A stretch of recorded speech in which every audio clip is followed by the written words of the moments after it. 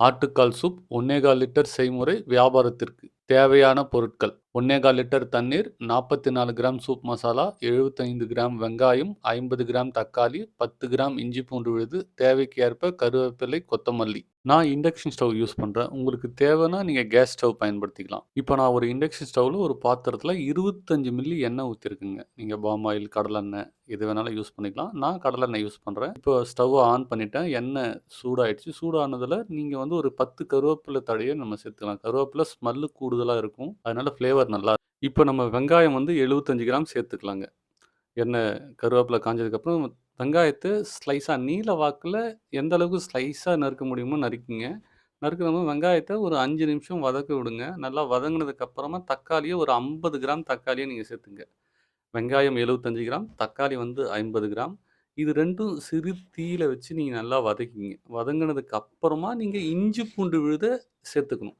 இஞ்சி பூண்டு விழுத முதல்லயே சேர்க்காதீங்க. நீங்க முதல்ல சேர்த்தீங்கன்னா அடி புடிச்சுரும். இஞ்சி பூண்டு விழுது நல்லா வதங்குனதுக்கு அப்புறமா, அதாவது கிட்டத்தட்ட ஒரு வெங்காயம், தக்காளி, இஞ்சி பூண்டு விழுது சேர்த்து, பூண்ட நீங்க கடைசியா போடும்போது, போட்டதுக்கப்புறம் ஒரு 5 நிமிஷம் சிறு தீயில நீங்க வதக்கி விடுங்க.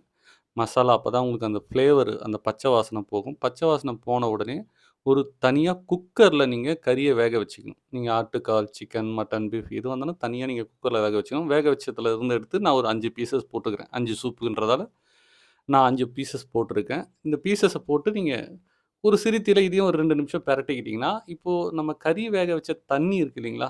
அந்த தண்ணிய இதில சேர்த்துக்கணும். ஏன்னா, அந்த தண்ணீல வந்து பார்த்தீங்கன்னாக்கா, இப்போ மட்டன் யூஸ் பண்றோம்னா மட்டனோட கொழுப்பு, அந்த எண்ணெய்லாம் இருக்கும் அதில.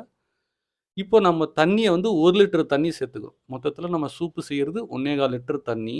அதில 1 லிட்டர் தண்ணிய மட்டும் இப்ப நம்ம சேர்த்துருக்கோம். சேர்த்து ஒரு தட்ட போட்டு நம்ம மூடுறோம். இப்ப தட்ட போட்டு மூடுனதுக்கு அப்புறமா ஒரு 5 நிமிஷத்தில பொங்கி கொதிச்சு நுர வந்துரும். இப்போ உங்களுக்கு பொங்கி நல்லா ஹை ஃப்ளேம்ல கொதிக்குது இல்லைங்களா? இப்போ என்ன பண்ணணும் அப்படின்னு கேட்டீங்கன்னா, இதில நாம மசாலாவ கரைச்சு ஊத்தணும். மசாலா எவ்வளோ ஊத்தணும்? 1/4 லிட்டர் தண்ணி. மீதி இருக்கு இல்லைங்களா? 1 1/4 லிட்டர்ல 250 மில்லி தண்ணீல 44 கிராம் மசாலா, நான்வெஜ் மசாலாவ நல்லா கட்டி இல்லாம கரைங்க. கரண்டிய விட்டு நல்லா தொடனீங்கன்னா கட்டி இல்லாம கரைஞ்சிரும். கரைஞ்சதுக்கு அப்புறமா நீங்க ஊத்துனதுக்கு அப்புறம் நல்லா தொலைவி குடுங்க. தொலைவி குடுத்ததுக்கு அப்புறமா நீங்க தட்ட போட்டு மூடி ஒரு 5 நிமிஷம் கொதிக்க விட்டீங்கனாக்கா, கொதிச்சதுக்கு அப்புறமா உங்களுக்கு ஆட்டுக்கால் நான்வெஜ் சூப் தயார். சூப்பு தயாராயிடுச்சு. இதுக்கப்புறம் நீங்க இத ரெகுலரா இதே மாரி ஃப்ளேம்ல கொதிக்க வைக்கணுமான்னு கேட்டீங்கன்னா, இந்த மாரி அதிகமான ஃப்ளேம்ல எப்பவுமே கொதிக்க வைக்காதீங்க. சூப் ரெடி ஆனதுக்கப்புறம் எவ்வளோ லோ ஃப்ளேமா உங்களால பயன்படுத்த முடியுமோ, அவ்வளோ லோ ஃப்ளேமா பயன்படுத்துங்க. இப்ப நான் ஸ்டவ் ஆஃப் பண்ணிட்டு கொத்தமல்லி தழைய மேல நான் தூவுறேன். தூவுனதுக்கு அப்புறமா ஒரு தட்ட போட்டு மூடி இறக்கி வைக்கிறேன். இப்ப நான் சர்வ் பண்றது கஸ்டமருக்கு நம்ம எப்படி குடுக்கணுன்றதுக்காக சொல்றேன். இப்ப நான் ஒரு பிளேட்டு, ஒரு கப்பு, ஒரு ஸ்பூன் வச்சிருக்கேன். ஒரு பீஸ் போடுறேன். சூப் வந்து ஒரு 250 எம்எல் சூப்ப நான் ஊத்துறேன். ஒவ்வொருத்தரும் ஒரு ஒரு மாரி எம்எல் யூஸ் பண்ணுவாங்க. நான் 250 எம்எல் சூப் ஊத்துறேன். இப்ப பார்த்தீங்கன்னாக்கா, அந்த மேல இருக்கிற எண்ணெய்லாம் எண்ணெய் மட்டும் கிடையாது. அந்த மட்டன்ல இருக்கிற ஒரு கொழுப்பு, அந்த எண்ணெய் பிசுபிசுப்பு இருக்கும். ஃப்ளேவர் வந்து பார்த்தீங்கன்னா, இதுவரைக்கும் நீங்க சாப்பிட்டதுல பெட்டரான அவுட்புட் கிடைக்கும். நீங்க இந்த அளவீடுகள சரியா பயன்படுத்துனீங்கன்னா, கஸ்டமர் சாப்பிட்டதுல 10ல 8 பேர் சாட்டிஸ்ஃபை. தொழில் சார்ந்து ஏதேனும் சந்தேகம் இருந்தால் தொலைபேசியில் தொடர்பு கொள்ளுங்கள். நன்றி.